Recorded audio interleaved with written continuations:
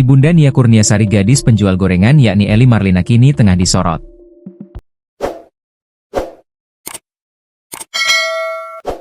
2 bulan setelah kasus pembunuhan anaknya Nia Kurniasari di Padang Pariaman, kini sang ibu Ely Marlina tampil berbeda.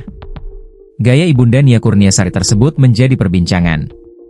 Di mana setelah kasusnya viral dan mendapat banyak bantuan hingga kisahnya bakal difilmkan, kini penampilan Ely Marlina berubah drastis.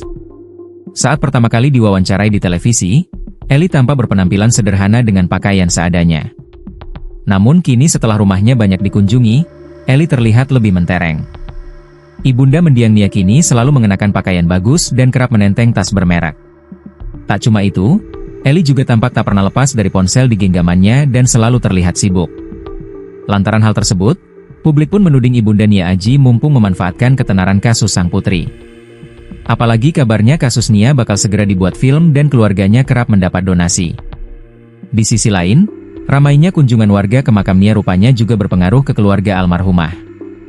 Usut punya usut, rumah mendiang Nia juga ramai didatangi peziarah. Bahkan warga yang datang itu juga memberikan bantuan kepada ibunda Nia, Ely, tiap kali datang berkunjung. Maka tak heran jika kini rumah Nia sedang dalam tahap renovasi. Sebelumnya, rumah Nia hanya beralaskan tanah dan berdinding kayu lapuk. Kini rumah Nia sedang dibangun dengan tembok kokoh dengan ukuran yang semakin luas. Di sisi lain tak cuma ibunda, sosok ayah kandung almarhumah Nia juga turut jadi perbincangan lantaran bernasib miris. Berdasarkan kabar yang beredar, ayah kandung Nia baru-baru ini diusir oleh ibunda mendiang Nia dari rumah.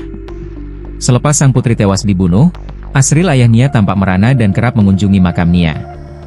Sebelumnya diberitakan, gadis penjual gorengan bernama Nia mengalami nasib miris pada 8 September 2024 lalu. Nia dibunuh dan diruda paksa secara kejam oleh pemuda bernama Indra Septiarman.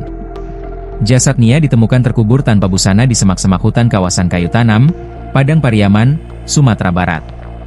Kasus tersebut viral lantaran sang pelaku yakni Indra sempat kabur selama beberapa hari sebelum akhirnya ditangkap pihak kepolisian pada akhir September 2024.